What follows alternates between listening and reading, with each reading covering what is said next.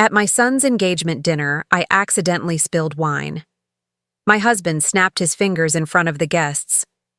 "Look at her, clumsy housewife. Get on your knees and clean it, now." As I bent down crying, the bride's billionaire father stood up and kicked the chair away. He knelt on the floor with me, held my face, and whispered, "Elizabeth, you disappeared 30 years ago. I never stopped loving you." I froze. "I'm glad to have you here.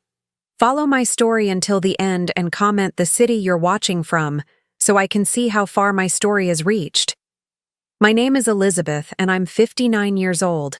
For 39 years, I've been married to Bradley, and for 39 years, I've felt invisible. Tonight was supposed to be special, our son Dylan's engagement dinner at the Preston Valley Country Club. Instead, it became the night that changed everything. I should have known something would go wrong. It always did when Bradley wanted to impress people.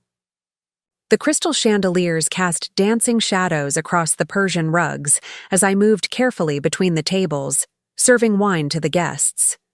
Yes, serving. At my own son's engagement party. "Elizabeth, hurry up with that wine," Bradley snapped from across the room, his voice cutting through the gentle murmur of conversation. These people don't have all night. I felt my cheeks burn as several guests turned to look at me. Mrs. Henderson from Bradley's car dealership shook her head disapprovingly, while the country club members whispered behind their cloth napkins. I was the only wife serving at her own son's celebration, but Bradley insisted I couldn't afford the catering staff. "Coming, dear," I replied softly, gripping the wine bottle tighter. The bottle felt heavier than usual in my hands, or maybe my hands were just shakier. At 59, I'd learned to keep my voice steady even when my heart was breaking. Dylan sat at the head table with his fiancée, Sophia. She was beautiful, 35 years old with long auburn hair and intelligent green eyes. More importantly, she was kind to me, which made her a rarity in Bradley's world. Her father sat beside her, a distinguished man in his early 60s with salt and pepper hair and kind eyes. I'd heard he was some sort of businessman, very successful, but he seemed different from the usual crowd Bradley tried to impress. As I approached their table, Sophia smiled warmly at me. "Thank you, Mrs. Morrison. You don't need to serve us. Please, sit and enjoy the party." Bradley's laugh boomed across the room. "Don't mind Elizabeth, Sophia. She enjoys keeping busy, gives her purpose." I forced a smile and continued pouring wine. The shame burned in my chest, but I was used to it. 39 years of marriage had taught me that fighting back only made things worse. At least Dylan looked uncomfortable with his father's comment. That gave me some small comfort. The disaster happened as I reached for Sophia's father's glass. My sleeve caught the edge of his water glass, and everything seemed to move in slow motion. The wine bottle tilted, and deep red wine splashed across the pristine white tablecloth and onto the expensive Persian rug beneath our feet. The entire room fell silent. "Oh God, I'm so sorry," I whispered, frantically reaching for napkins. My hands shook as I tried to contain the spreading stain. Bradley's face turned purple with rage. He stood up so quickly his chair scraped against the floor, the sound echoing through the sudden silence. Every guest in the room was watching us now. "Look at her," Bradley announced, his voice dripping with disgust. He snapped his fingers in front of everyone, doctors, lawyers, business owners, people I'd known for years. "Clumsy housewife. This is exactly why I handle everything important in this family." My heart pounded as I knelt down, trying to blot the wine from the rug with my napkin. The smell of the wine mixed with the scent of shame and humiliation. I could feel everyone's eyes on me, judging me, pitying me. "Get on your knees and clean it now," Bradley commanded, pointing at the stain. "And do it properly this time." The room was so quiet I could hear the tick of the grandfather clock in the corner. I was already kneeling, but something about the way he said it, like I was his servant instead of his wife, made my soul crack a little more. Tears started flowing down my cheeks as I scrubbed at the expensive rug, my knees pressing into the hard floor through my thin dress. That's when everything changed. Sophia's father, I still didn't know his name, stood up abruptly. His chair made a sharp scraping sound as he pushed it back with enough force that it nearly toppled over. The anger in his eyes was unlike anything I'd ever seen. "What did you just say to her?" His voice was low, dangerous. Bradley straightened up, clearly not expecting to be challenged. "Excuse me?" Without hesitation, Sophia's father kicked his own chair away from the table. It crashed to the floor with a bang that made several guests gasp. Then he did something that stopped my heart. He knelt down on the floor beside me. His expensive suit pressed against the wine-stained rug as he gently placed his hands on either side of my face, tilting my chin up so I had to look at him. His touch was so gentle, so different from Bradley's rough handling. When our eyes met, his face went completely white. "Elizabeth?" he whispered, his voice breaking. "Elizabeth Marie?" I stared into his eyes, warm brown eyes that I recognized even after all these years, eyes that had looked at me with love when I was 19 years old, eyes that had haunted my dreams for 39 years. "Otto?" The name escaped my lips like a prayer. His thumbs gently wiped the tears from my cheeks as he spoke, his voice barely audible. "You disappeared 39 years ago. I looked for you everywhere. I never stopped loving you." The room around us ceased to exist. The shocked gasps from the guests, Bradley's stammering confusion, Dylan's wide-eyed stare, none of it mattered. All I could see was Otto, the man I'd loved with every fiber of my being when I was young. The man I'd been forced to abandon when I discovered I was pregnant with Dylan. I had to, I started to say, but my voice failed me. Otto's eyes searched my face, taking in the lines that 39 years had carved there, the sadness that had dimmed my smile. "What happened to you? Where did you go?" Before I could answer, Bradley's voice exploded above us. "What the hell is going on here? Elizabeth, get up right now!" Otto's jaw clenched, but he didn't take his hands from my face. Instead, he helped me stand, his movements protective and gentle. He was taller than I remembered, his shoulders broader, but his touch was exactly the same, careful and loving. "Elizabeth," Otto said, his voice stronger now, addressing the whole room, "is clearly a lady who deserves respect, not humiliation." He turned to face Bradley, and I saw something in his expression that made my husband step back. "I'm Otto Blackwell. I own Blackwell Industries, and you, sir, just made the mistake of your life." I heard several guests gasp. Everyone in Dallas knew the name Otto Blackwell. He was worth hundreds of millions of dollars, maybe more. But all I could think about was the young man who used to read poetry to me under the oak tree at Eastfield Community College. "Dad?" Sophia's voice cut through the tension. She was staring at Otto with complete confusion. "You know Dylan's mother?" Otto glanced at his daughter. Our children were engaged to each other, I realized with shock, then looked back at me. "I knew Elizabeth a long time ago. We were."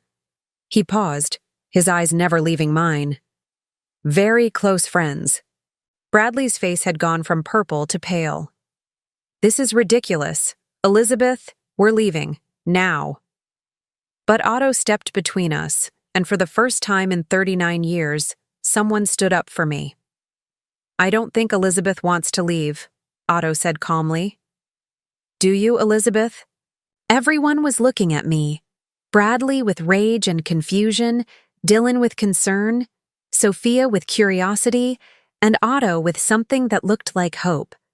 After nearly 4 decades of being silenced, I had a choice to make.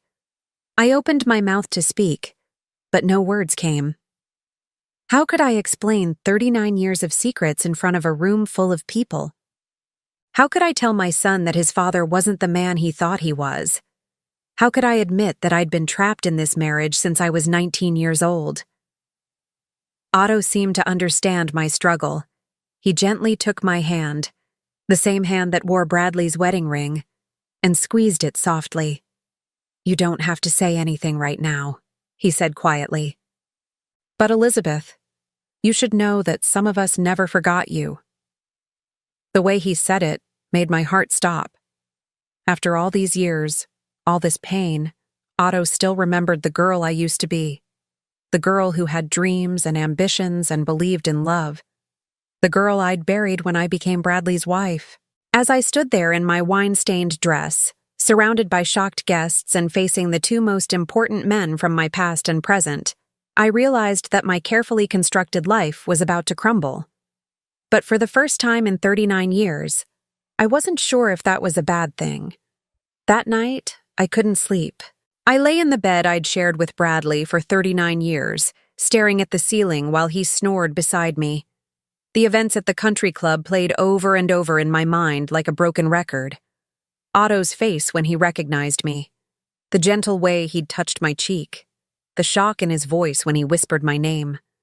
But mostly, I remembered the way he'd said he never stopped loving me. Bradley had barely spoken to me on the drive home. His silence was almost worse than his usual criticism. I knew he was planning something, probably a way to forbid me from seeing Otto again. At 59, I was still being treated like a child who couldn't make her own decisions. As the first light of dawn crept through our bedroom curtains, I gave up on sleep and walked to the kitchen. The house felt different somehow, like the walls themselves knew that everything was about to change. I made coffee with shaking hands and sat at the small table where I'd eaten thousands of lonely meals over the years. That's when the memories came flooding back, as vivid as if they'd happened yesterday.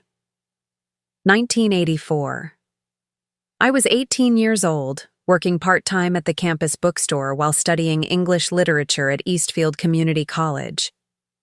My parents had died in a car accident 2 years earlier, leaving me with just enough insurance money to pay for school if I was careful with every penny. I first saw Otto in Professor Martinez's poetry class.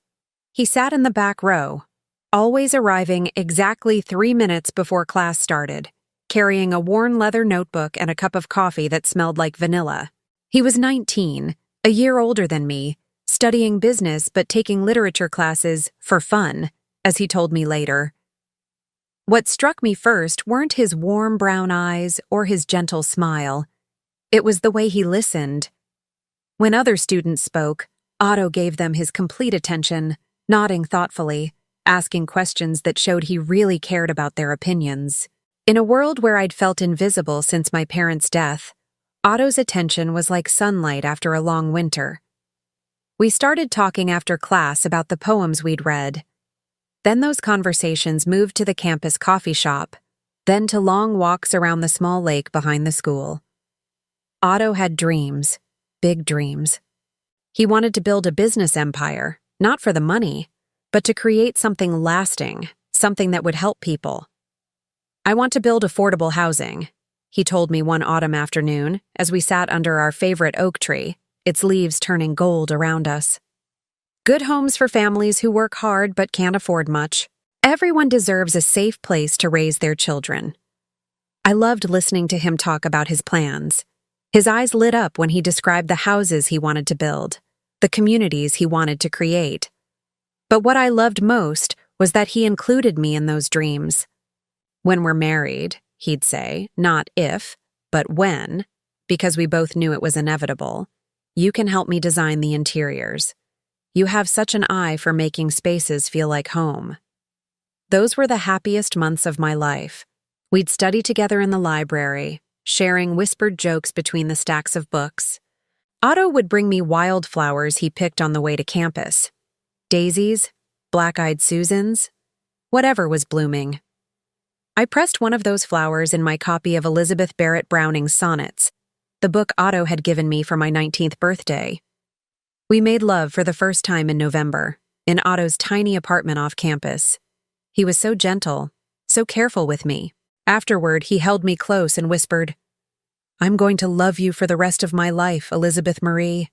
I promise you that." I believed him. God help me. I believed every word. The pregnancy test came back positive in February of 1985. I was 3 weeks late, and I knew before I even took the test. My body felt different, changed in ways I couldn't explain. I sat on the floor of my tiny bathroom, staring at those two pink lines, and my first emotion was joy. Otto and I were going to have a baby. We'd talked about children. He wanted 4, I wanted 3. We'd compromise on 3 and see what happened. We weren't married yet, but we'd been talking about it constantly. Otto had been saving money for a ring, showing me sketches of the simple band he wanted to buy. I practically floated to campus that day, excited to tell him the news. We'd figure it out together, like we figured out everything else. Maybe we'd get married sooner than planned. Maybe we'd have to move to a bigger apartment. It would all work out because we loved each other. I never got the chance to tell him. Bradley Morrison appeared in my life like a storm cloud on a sunny day. He was 22, 4 years older than Otto, and he managed his father's car dealership. More importantly, he was Margaret Morrison's brother, and Margaret was my supervisor at the bookstore. "My brother's been asking about you," Margaret told me that Thursday afternoon as I shelved returned textbooks. "He saw you here last week and thought you were pretty. He wants to take you to dinner." I laughed, not meanly, just genuinely amused. "That's very flattering, Margaret, but I have a boyfriend." Margaret's expression grew serious. "Elizabeth, honey, you need to think practically. Bradley has a good job, money in the bank, a future. That college boy you've been seeing." She shook her head. "Those kinds of dreams don't pay bills." "Otto's not just dreams," I protested. "He's smart and hardworking and penniless," Margaret interrupted. "Look, I like you, Elizabeth. You're a good worker, responsible, but you're also an orphan with no family to help you. If something happened, if you got pregnant or sick or lost your job, what would that boy do for you? Bradley could take care of you properly." I tried to dismiss the conversation, but Margaret was persistent. She arranged for Bradley to accidentally run into me at the bookstore several times. He was handsome in a conventional way, with dark hair and blue eyes, and he did seem financially stable. But there was something about him that made me uncomfortable. He looked at me like I was something to be possessed rather than loved.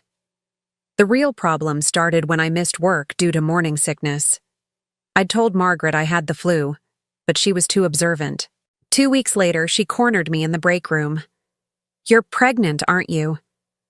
My face must have given me away because Margaret nodded grimly. "Does he know?" she asked. "Not yet. I'm going to tell Otto tonight." "Otto?" Margaret looked genuinely shocked. "Elizabeth, that boy can barely afford his own rent. How is he going to support a wife and baby? He'll probably run the moment you tell him." "He won't run," I said firmly. "Otto loves me." Margaret sighed like she was dealing with a naive child. "Honey, I've seen this story before. College boys love to play house until reality hits. But Bradley—" She paused for effect. "Bradley's been talking about marriage. He really cares about you, Elizabeth.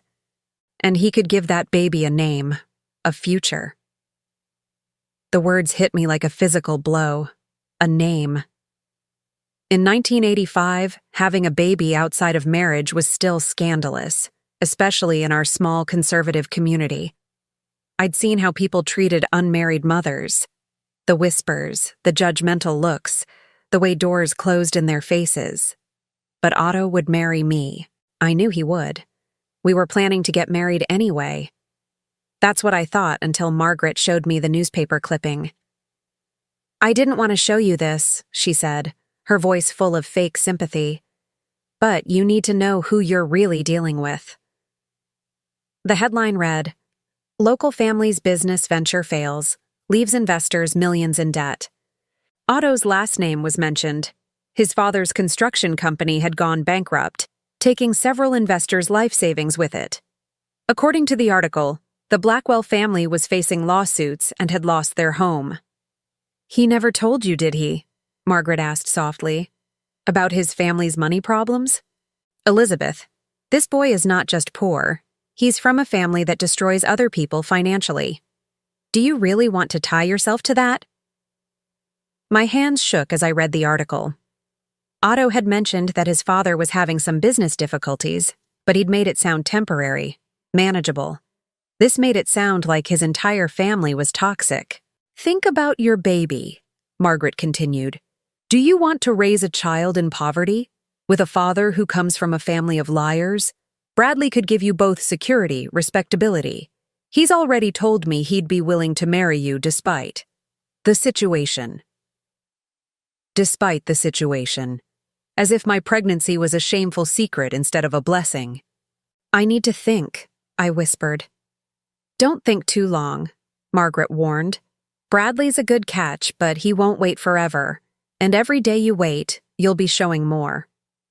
That night, I sat in my apartment staring at the phone. I wanted to call Otto, to ask him about the newspaper article, to tell him about the baby. But what if Margaret was right? What if Otto ran when he realized the financial burden? What if his family's problems meant he could never provide for us? I placed my hand on my still flat stomach and thought about my child's future. Did I have the right to condemn my baby to poverty because I was in love? What kind of mother would I be if I chose romance over my child's welfare? The next morning, I called in sick to work and spent the day walking around the lake where Otto and I had shared so many dreams. By evening, I'd made my decision. I would marry Bradley Morrison. I never told Otto about the pregnancy.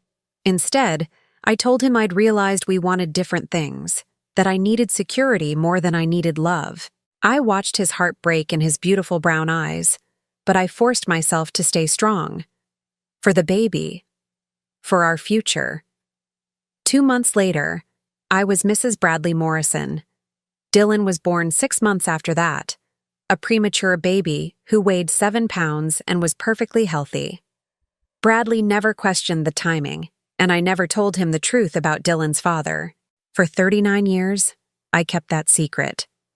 For 39 years, I told myself I'd made the right choice. But sitting in my kitchen at dawn, remembering the gentle way Otto had touched my face just hours before, I wondered if I'd made the biggest mistake of my life. The worst part was that Otto had become everything he dreamed of becoming, and more. While I'd spent decades as Bradley's unpaid servant, Otto had built the business empire he'd always talked about. He'd created affordable housing, just like he'd planned. He'd helped thousands of families have safe homes. And according to the way he'd looked at me last night, he'd never forgotten the girl who used to listen to his dreams under the oak tree. I reached into my pocket and pulled out something I'd carried for 39 years. A small silver locket containing the pressed flower Otto had given me on my 19th birthday. I'd hidden it from Bradley all these years, the only piece of my real self that I'd managed to keep. As I sat in my empty kitchen, I opened the locket and looked at the faded flower inside. It was still beautiful, still perfect, preserved just like my love for the man who'd given it to me. And now he was back in my life, just when I thought it was too late for dreams to come true. 3 days passed after the disastrous engagement dinner, and I felt like I was walking through a dream. Bradley had barely spoken to me since that night, which was actually a blessing. His silence meant he was planning something, but for now, I had peace to think clearly for the first time in years. I was in the kitchen Tuesday morning, mechanically washing dishes while Bradley read his newspaper, when the doorbell rang. My heart jumped. We rarely had unexpected visitors, and Bradley liked to control who came to our house.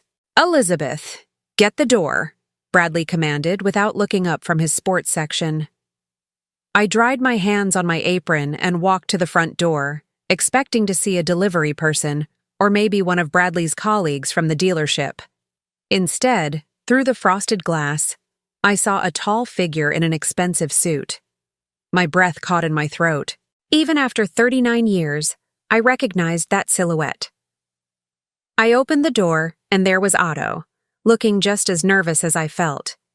He was holding a small bouquet of wildflowers, daisies and black-eyed Susans, just like the ones he used to bring me in college.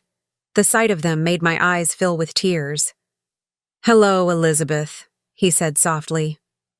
"I hope you don't mind me stopping by. I got your address from..." He paused, looking embarrassed.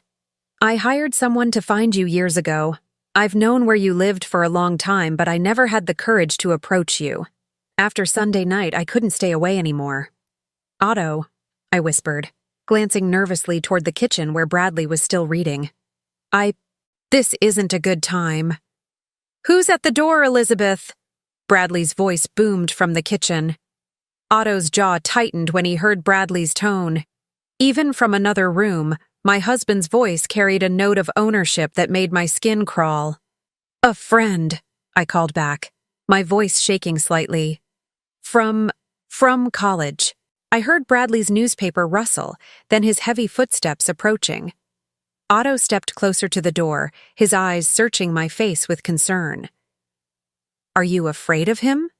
Otto asked quietly, and the gentleness in his voice almost broke me. Before I could answer, Bradley appeared behind me, his presence immediately filling the doorway with tension. He was several inches shorter than Otto, but carried himself like he owned the world. Well, well, Bradley said with false joviality. If it isn't the famous Otto Blackwell, what brings you to our humble home? Otto's expression remained polite but cool. I wanted to apologize for the disruption at the engagement dinner. I'm afraid seeing Elizabeth after so many years caught me off guard. I'll bet it did, Bradley replied, his voice carrying an edge.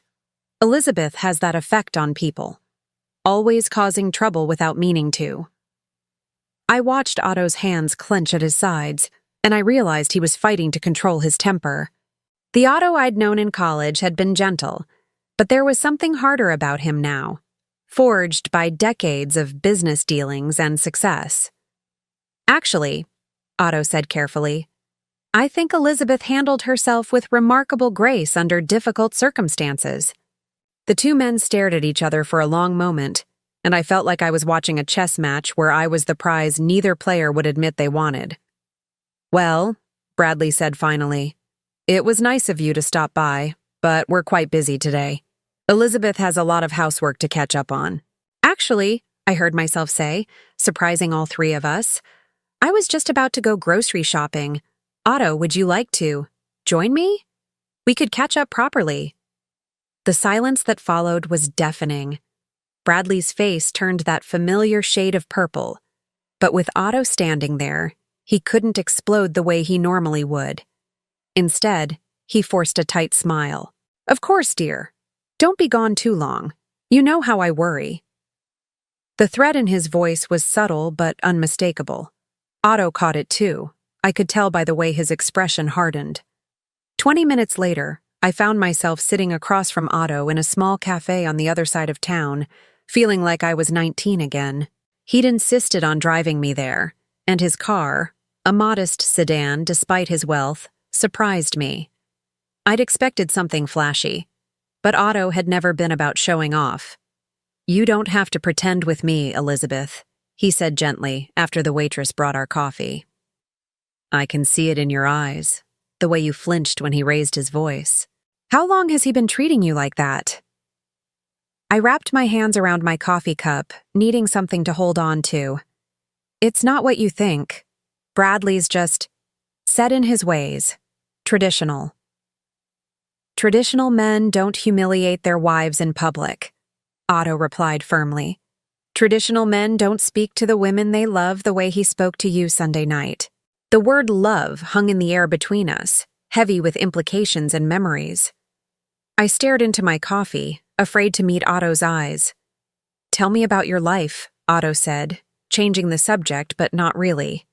Are you happy, Elizabeth? Really happy? The question was so simple, but I couldn't remember the last time anyone had asked me that. When was the last time anyone had cared about my happiness? I have Dylan, I said finally. He's a good son. He's successful, kind, engaged to a wonderful woman. That's enough. That's not what I asked, Otto said softly. I looked up at him then, really looked at him. The years had been kind to Otto. His hair was silver now, and lines crinkled around his eyes, but he was still handsome. More than that, he still looked at me like I mattered, like my thoughts and feelings were important. I used to paint, I found myself saying. When Dylan was little, I'd paint while he napped. Landscapes mostly, flowers, beautiful things. Bradley said it was a waste of money and time, so I stopped. Do you still want to paint? Otto asked. I'm 59 years old, I laughed bitterly. It's too late for dreams like that. Elizabeth, Otto leaned forward, his voice intense. I'm 60 years old and I still have dreams. It's never too late. We sat in silence for a moment, and I felt something stirring in my chest that I'd thought was dead. Hope. What about you? I asked. Are you married? Children? Otto's expression grew sad. I was married once, briefly, about 10 years after you left. Her name was Catherine. She was a good woman, but... He paused, choosing his words carefully. I couldn't love her the way she deserved. She knew it too. We divorced amicably after 2 years. No children. Sophia? I asked, remembering his beautiful daughter. Adopted, Otto explained. Catherine and I adopted her when she was 8. Her parents were killed in a car accident, and she was in the foster system. Even after Catherine and I divorced, Sophia chose to stay with me. She's been the light of my life. I thought about Dylan, how he'd been the light of my life too, the only thing that made my marriage bearable. Elizabeth, Otto said quietly, I need to tell you something. After you disappeared, I looked for you everywhere. I hired private investigators, followed every lead. When I finally found you, you were already married to Bradley, already had Dylan. You looked happy in the photos, so I stayed away. My heart clenched. You found me? About 15 years ago, Otto admitted. The investigator took pictures of your family at Dylan's high school graduation. You were smiling. Bradley had his arm around you. I thought you'd found the life you wanted. Those pictures, I whispered, remembering that day. I was smiling because Dylan was graduating, not because I was happy with Bradley. Otto's hands tightened around his coffee cup. If I'd known, if I'd had any idea what your marriage was really like. What would you have done? I asked. I would have fought for you, he said without hesitation. I would have reminded you that you deserved better. I would have shown you that there were other options. The intensity in his voice made my heart race. This wasn't just nostalgia or curiosity. Otto still had feelings for me. Real feelings. Otto, I began, but he held up his hand. I know this is complicated, he said. I know you have a life, responsibilities. But Elizabeth, seeing you Sunday night, seeing how he treated you, I can't pretend I don't still care about you. I can't pretend that losing you wasn't the biggest regret of my life. Tears started flowing down my cheeks. You don't understand. I can't just. Bradley would never let me go. And Dylan is 39 years old, Otto said gently. He's engaged, starting his own family. Don't you think it's time you started living for yourself? Before I could respond, my phone buzzed with a text message. Bradley, where are you? You've been gone 2 hours. Get home now. Otto saw me reading the message, saw the fear that crossed my face. I have to go, I said, standing up quickly. He'll be angry if I'm late. Otto stood too, pulling out his wallet. Elizabeth, wait. Take my card. If you ever need anything at all, you call me. Day or night. He pressed a business card into my hand, then gently took my other hand and squeezed it. I meant what I said Sunday night, he whispered. I never stopped loving you, and I'm not giving up on us this time. The drive back to my house was a blur. My mind kept replaying Otto's words, the gentle way he'd touched my hand, the promise in his voice. For 39 years, I'd convinced myself that I'd made the right choice, that marrying Bradley had been the practical, responsible thing to do. But sitting across from Otto in that little cafe, I remembered what it felt like to be cherished instead of tolerated. I remembered what it felt like to have someone care about my dreams, my thoughts, my happiness. I pulled into our driveway and saw Bradley's silhouette in the front window, waiting for me. My hands shook as I turned off the engine. In my purse, Otto's business card felt like it weighed 1,000 pounds. As I walked toward the house, I realized that everything had changed.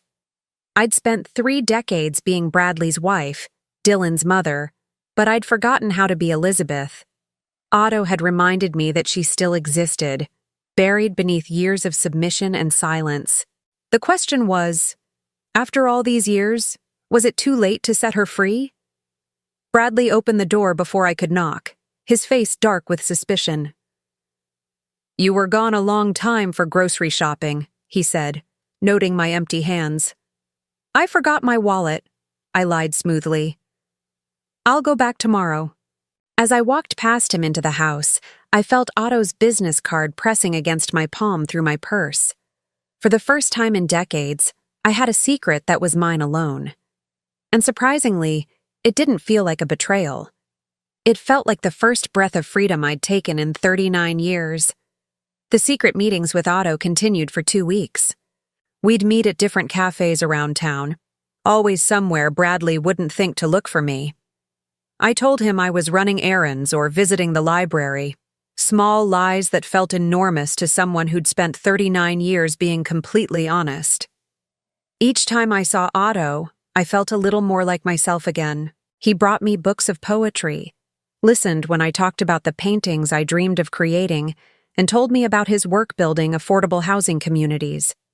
When he spoke about his projects, his eyes lit up the same way they had when we were young, and I fell in love with him all over again. But the best part was how he looked at me.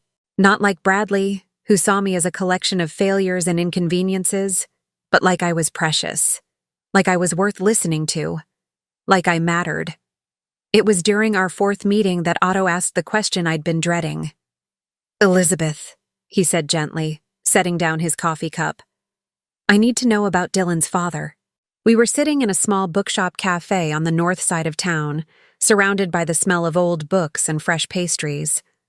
My hands trembled as I reached for my purse, pulling out the silver locket I'd carried for 39 years. "You gave this to me for my 19th birthday, I said, opening it to reveal the pressed flower inside. I was wearing it the day I found out I was pregnant. Otto stared at the locket, recognition dawning in his eyes. "You kept it all these years?" "It was the only piece of you I could keep," I whispered. "Otto, Dylan isn't Bradley's son. He's yours." The silence that followed seemed to stretch forever. Otto's face went completely pale, then flushed with a mixture of emotions I couldn't read. When he finally spoke, his voice was barely audible. "My son? Dylan is my son?" I nodded, tears streaming down my face. "I was going to tell you, but then Margaret showed me that newspaper article about your father's business, and she convinced me that you couldn't provide for us. I was 19 and scared and alone, and I thought I was protecting him." Otto's hands shook as he reached across the table to take mine. "Elizabeth, that newspaper article. My father's company did fail, but it wasn't because of anything dishonest. He'd co-signed loans for friends who couldn't pay them back. We lost everything trying to help other people. Within 5 years, I'd rebuilt what we lost and more. The cruel irony of it hit me like a physical blow. I'd given up the love of my life to protect my son from poverty, and in doing so, I'd condemned us both to a life that was poor in every way that mattered.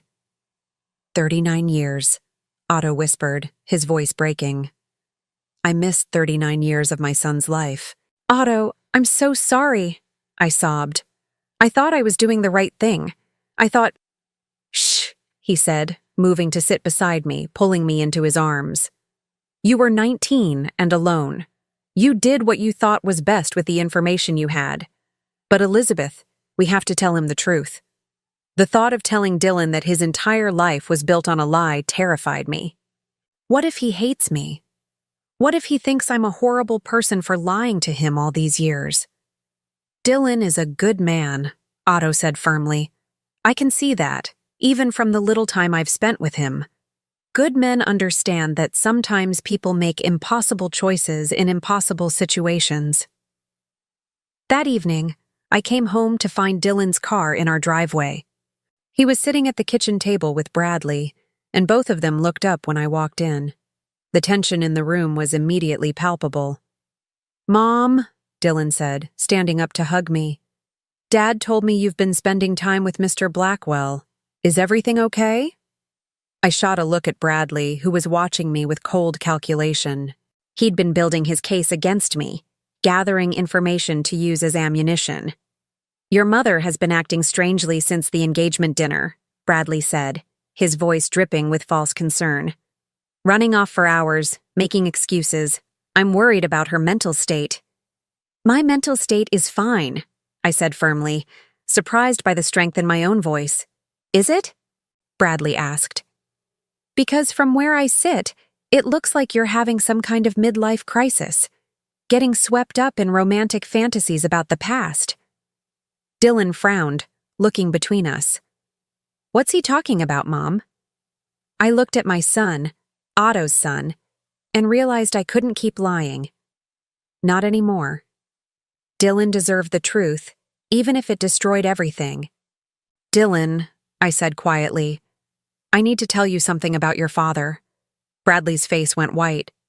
"Elizabeth, don't you dare—" "Shut up," I said, my voice stronger than it had been in decades. "For once in your life, just shut up and let me speak." Dylan's eyes widened. He'd never heard me talk to Bradley that way before.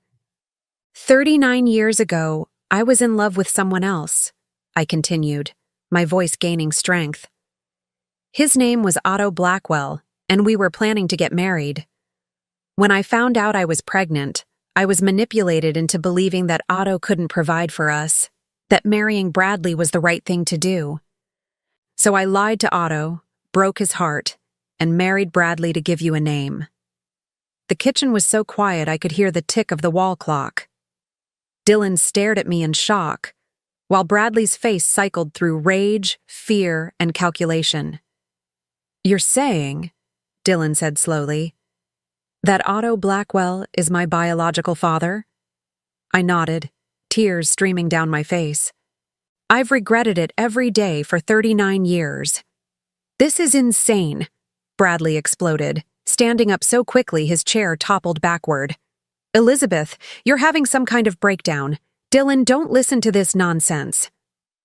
But Dylan wasn't looking at Bradley. He was staring at me with a mixture of shock and understanding.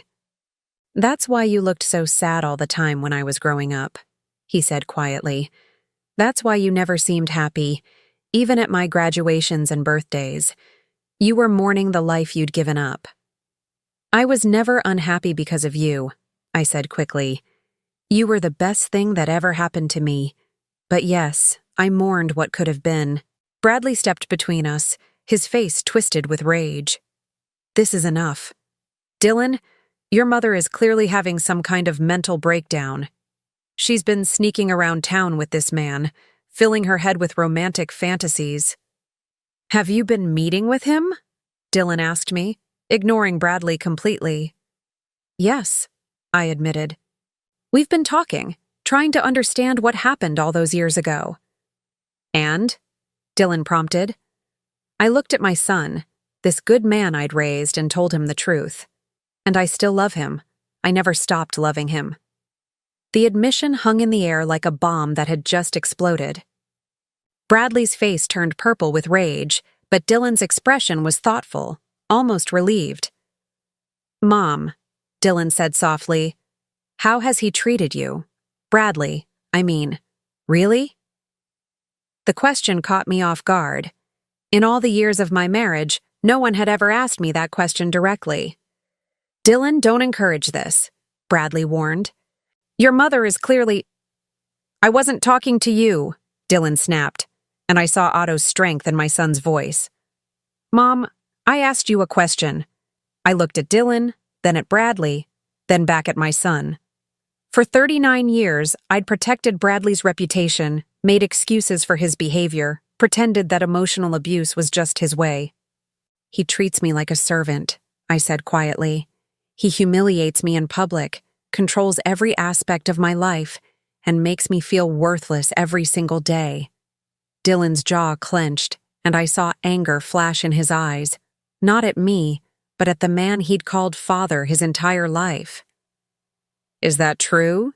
Dylan asked Bradley. "Your mother exaggerates," Bradley said dismissively. "She's always been overly dramatic." "Answer the question," Dylan said, his voice deadly calm. "Have you been emotionally abusing my mother for 39 years? Bradley sputtered, clearly not expecting to be challenged by his son. "I don't have to listen to this. Elizabeth, tell him you're sorry for this ridiculous story and let's move on." But I wasn't sorry. For the first time in decades, I wasn't sorry for telling the truth. "Dylan," I said, "there's something else you should know. Otto doesn't know that you're his son. I never told him." Dylan stared at me for a long moment, then pulled out his phone. "What's his number?" "Dylan, what are you doing?" "I'm calling my father," Dylan said firmly. "My real father." Bradley lunged for the phone, but Dylan stepped away, his hand already dialing. "Hello, Mr. Blackwell. This is Dylan Morrison. I think it's time we had a conversation about my mother. And about me." As I listened to my son arrange to meet the man who was his biological father, I felt 39 years of lies and secrets finally cracking apart. It was terrifying and liberating at the same time. Bradley stood in the corner, his face a mask of rage and defeat. He'd lost control of the narrative, lost his grip on both Dylan and me. For the first time in our marriage, he was powerless. And I realized that I was no longer afraid of him. "I'm leaving," I announced, surprising myself with the finality in my voice. "I'm filing for divorce." "You can't," Bradley snarled. "You have nothing. You are nothing without me." "You're wrong," I said, standing up straighter than I had in years. "I have 39 years of life to reclaim, and I have a son who loves me enough to support my happiness." Dylan finished his phone call and looked at me with something I'd never seen in his eyes before. Respect. "Otto's coming over," he said. "It's time for this family to start telling the truth." As we waited for Otto to arrive, I felt like I was standing on the edge of a cliff, about to jump into an unknown future. It was terrifying, but for the first time in decades, I wasn't jumping alone. I had my son. I had the man I'd never stopped loving, and most importantly, I finally had myself back. Otto arrived 30 minutes later, and I watched through the front window as he parked his car and walked toward our house. Even from a distance, I could see the determination in his stride, the way his shoulders were set with purpose. This wasn't the gentle college boy I'd fallen in love with. This was a man who'd built an empire and wasn't afraid of confrontation. Bradley had spent the last half hour pacing the living room like a caged animal, alternating between threats and attempts at manipulation. "You think he really wants you now?" he'd sneered. "You're 59 years old, Elizabeth. You're not the young girl he remembers." But Dylan had stayed by my side, his presence giving me strength I'd forgotten I possessed. When Otto knocked, I opened the door myself. His eyes immediately found mine, searching for signs that I was all right. When he saw my tear-stained face but steady posture, something shifted in his expression, relief mixed with fierce protectiveness. "Elizabeth," he said softly, then looked at Dylan. "And you must be my son." The words hung in the air, heavy with 39 years of lost time. Dylan stepped forward, extending his hand to Otto, and I watched as father and son met for the first time as adults who knew the truth. "I have so many questions," Dylan said quietly. "And I have 39 years of answers," Otto replied, his voice thick with emotion. Bradley chose that moment to assert himself, striding into the foyer with false bravado. "Well, isn't this touching? The happy family reunion." His voice dripped with sarcasm. "Otto, you've caused quite enough trouble. I think it's time you left." Otto turned to face Bradley, and I saw something cold and dangerous flash in his eyes. "Actually, Bradley, I think it's time you and I had a conversation. Man to man. I don't have anything to say to you, Bradley replied, but there was uncertainty in his voice. He was used to intimidating me, but Otto was a different proposition entirely. But I have plenty to say to you, Otto said, his voice quiet but deadly. For instance, I'd like to know how you justify 39 years of emotional abuse. I'd like to know how you sleep at night knowing you've spent 4 decades destroying the spirit of the most beautiful woman I've ever known. Bradley's face flushed red. You don't know anything about our marriage. Elizabeth is my wife. Elizabeth is not your property, Dylan interrupted, and I felt a surge of pride at the strength in my son's voice. And from what I've observed over the years, you've treated her like an unpaid servant rather than a partner. I watched this confrontation unfold, feeling like I was seeing my life from the outside for the first time. Bradley, who had seemed so powerful for so long, suddenly looked small and pathetic standing between Otto and Dylan. Elizabeth, Otto said, turning to me, I want you to know that whatever you decide, I'll support you. If you want to try to work things out with Bradley, I'll respect that. But if you want to leave, I'll help you. You won't be alone. The offer hung between us like a lifeline. For 39 years, I'd felt trapped because I had nowhere to go, no resources of my own. Bradley controlled our bank accounts, our social circle, every aspect of my life. But Otto was offering me a way out. I can't, I whispered, old fears rising up. Bradley's right about one thing. I don't have anything.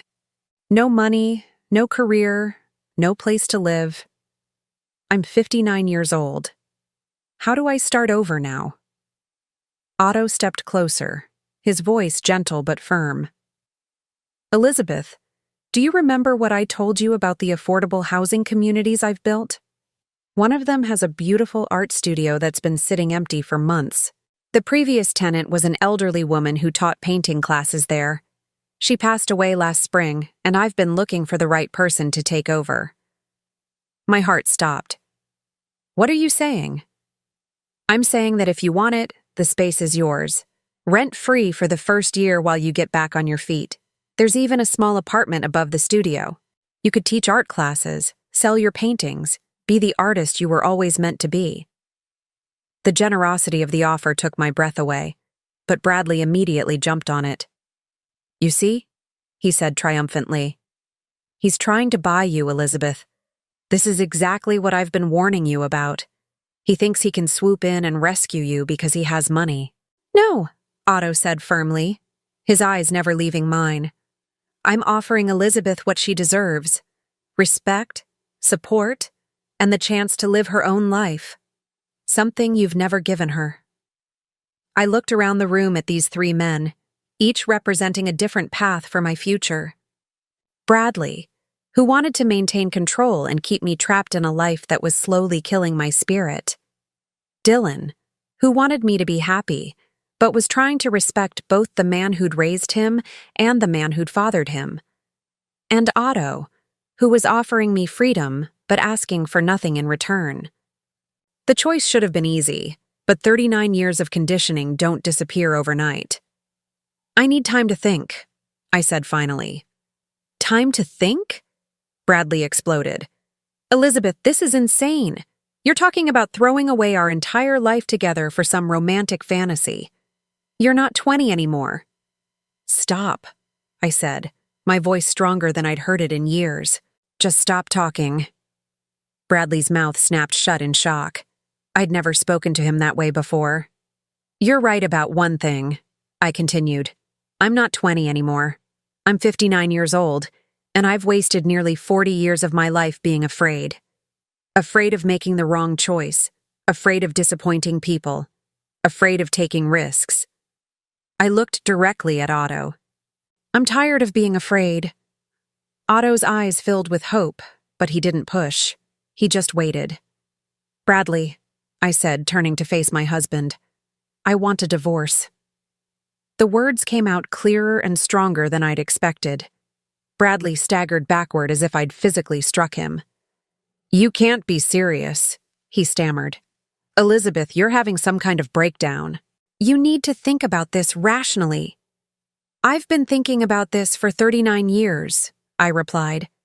I should have left the first time you made me feel worthless. I should have left when you started controlling every aspect of my life. I should have left when I realized that you saw me as a convenience rather than a person. Where will you go? Bradley asked desperately. What will you do? You have no skills, no education, no— She has me, Otto said quietly. And she has Dylan. And most importantly, she has herself. That's more than enough. Dylan nodded, moving to stand beside me. Mom, I should have spoken up years ago. I saw how he treated you, and I was too much of a coward to say anything. I'm sorry for that. You were protecting the only family structure you knew, I said, placing a hand on Dylan's arm. I don't blame you for that. Bradley looked around the room, realizing that he'd lost all his allies. His face cycled through anger, desperation, and finally calculation. Fine, he said, his voice turning cold. But don't think this will be easy, Elizabeth. I'll fight you on everything. The house, the savings, all of it. You'll get nothing from me. I don't want anything from you, I replied. I just want my freedom. And you'll have it, Otto said firmly. My lawyer will contact you tomorrow to discuss the divorce proceedings. This can be as easy or as difficult as you want to make it, Bradley. The threat was subtle but unmistakable. Otto had resources that Bradley couldn't match, and we all knew it. This isn't over, Bradley snarled, grabbing his keys from the hall table. Elizabeth, when you come to your senses and realize what a mistake you've made, don't come crying to me. He slammed the door behind him so hard that a picture fell off the wall. The three of us stood in the sudden silence, processing what had just happened. Are you sure about this? Dylan asked quietly. Once you start divorce proceedings, there's no going back. I thought about the question seriously. Was I sure? Leaving Bradley meant giving up the security of a marriage, even a bad one. It meant starting over at 59 with nothing but hope and the promise of help from a man I'd lost contact with for nearly 4 decades. But then I looked at Otto, really looked at him. This wasn't just about rekindling an old romance.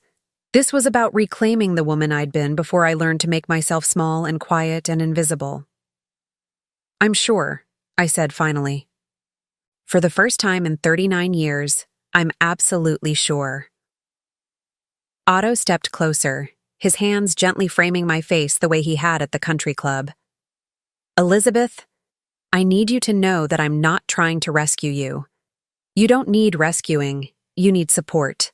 There's a difference. The distinction mattered more than he could know. Bradley had always positioned himself as my savior, the man who'd given me security and respectability. But Otto was offering something different: partnership, equality, respect.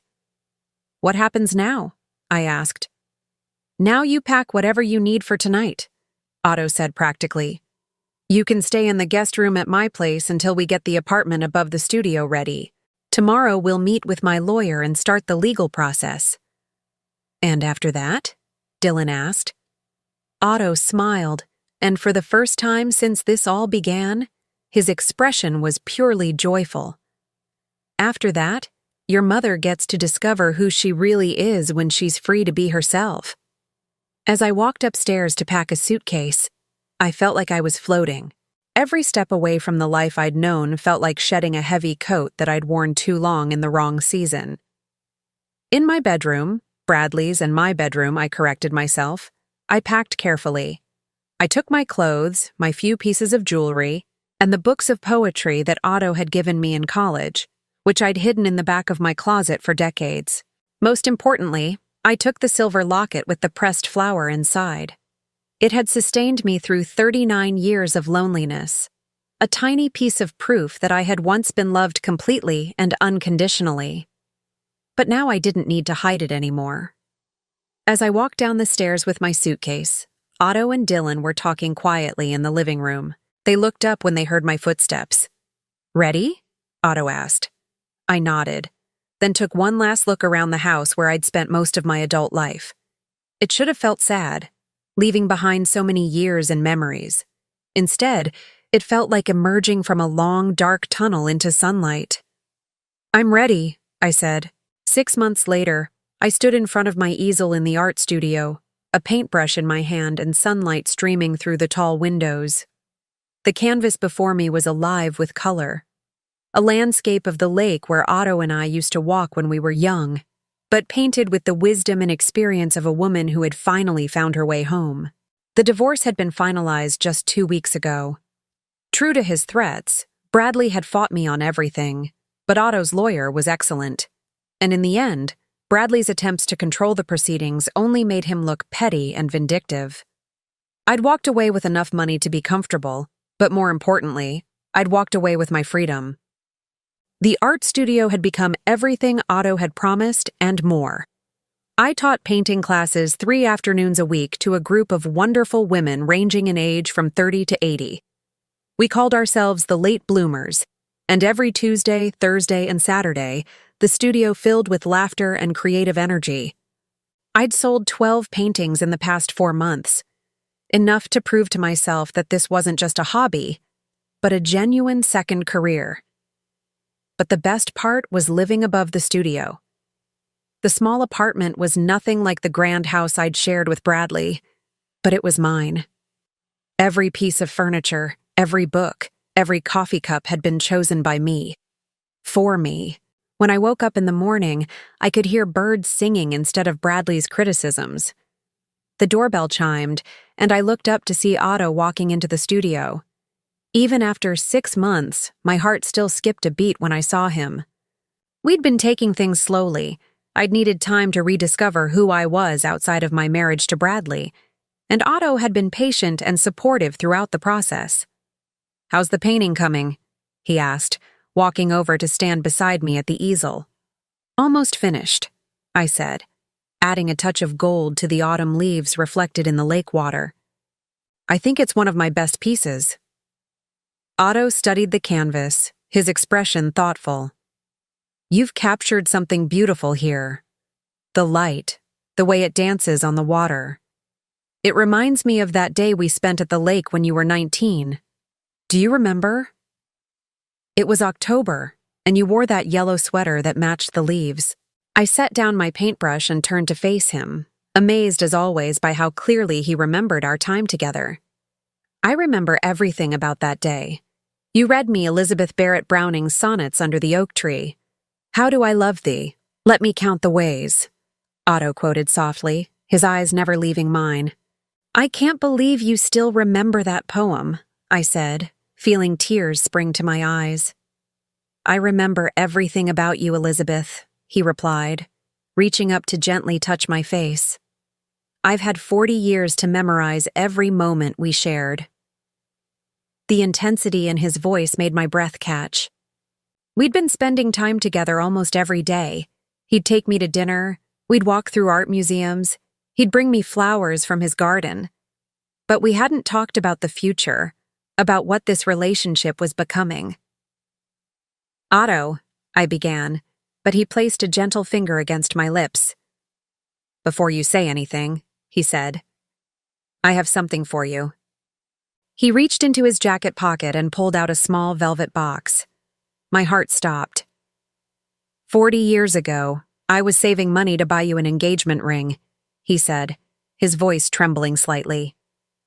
"I'd picked it out, had it on layaway at the jewelry store downtown. When you disappeared, I couldn't bring myself to cancel the order. I kept paying on it, month after month, year after year, telling myself I was being foolish but unable to let go." He opened the box, revealing a simple but beautiful solitaire diamond ring. It wasn't large or flashy. It was exactly what I would have chosen for myself at 19 and exactly what I'd choose now at 59. "I picked it up from the jeweler last week," Otto continued. "Elizabeth Marie, will you marry me? Will you let me spend whatever years I have left trying to make up for the 40 we lost?"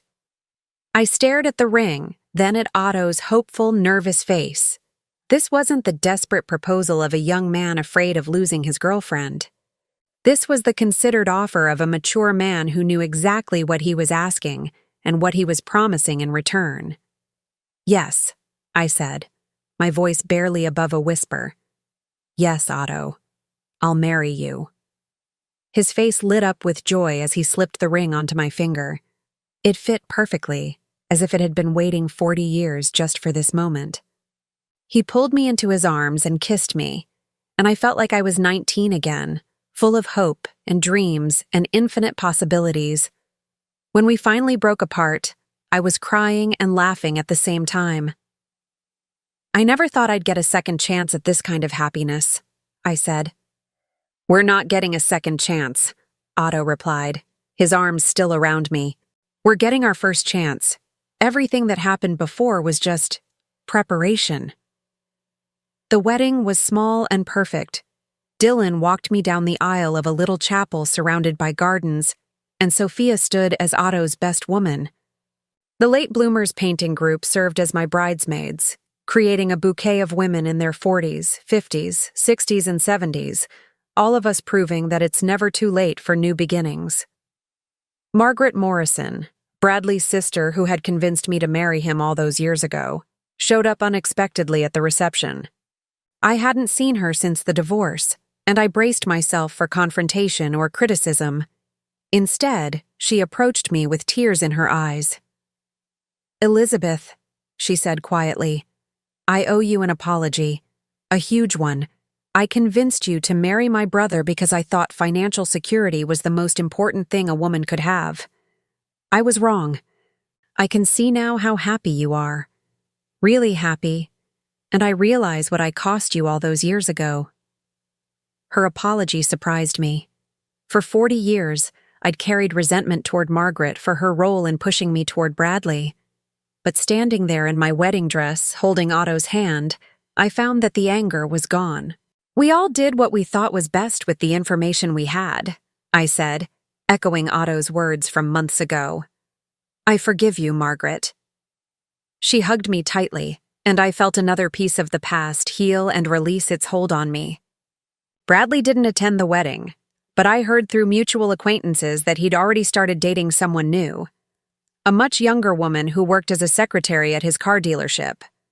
I felt sorry for her, but I also felt a deep sense of relief that it was no longer my responsibility to manage his ego or endure his control. The honeymoon was a trip to Italy, something I'd dreamed about for decades but never imagined I'd actually experience. Otto and I spent 2 weeks wandering through art museums, sitting in sidewalk cafes, and talking about everything we'd missed during our 40 years apart. "Do you have any regrets?" he asked one evening as we sat by the Trevi Fountain in Rome, watching tourists throw coins and make wishes. I considered the question seriously. Did I regret the 40 years I'd spent with Bradley? The dreams I'd deferred? The woman I'd suppressed? The time I'd lost? "I regret the pain," I said finally. "I regret the loneliness and the fear. But I don't regret Dylan. And I don't regret the lessons I learned about my own strength. If I hadn't been through all of that, I might not appreciate what we have now." Otto took my hand, running his thumb over my wedding ring, the ring that had waited 40 years for me to be ready to wear it. "You know what I love most about us now?" he said. "What?" "We're not trying to recapture our youth. We're not trying to pretend we're 19 again. We're two people who've lived full lives, who've made mistakes and learned from them, who know exactly how precious this kind of love is." He was right. What Otto and I had now was deeper and richer than what we'd shared as teenagers. It was love tempered by experience, strengthened by loss, and made precious by the knowledge of how easily it could be lost. A year after our wedding, I held my first solo art exhibition at a gallery in downtown Dallas. 30 paintings filled the space, landscapes, portraits, still lifes, all created during my year of freedom and rediscovery. The opening night was packed with friends, art collectors, and complete strangers who'd been drawn by the beauty and emotion in my work. Dylan stood beside one of my paintings, talking animatedly to a potential buyer. Sophia was across the room, radiant in her pregnancy. She and Dylan were expecting their first child in the spring. Otto moved through the crowd, introducing me to important people, his pride in my work evident to everyone who met us. "Mrs. Blackwell?"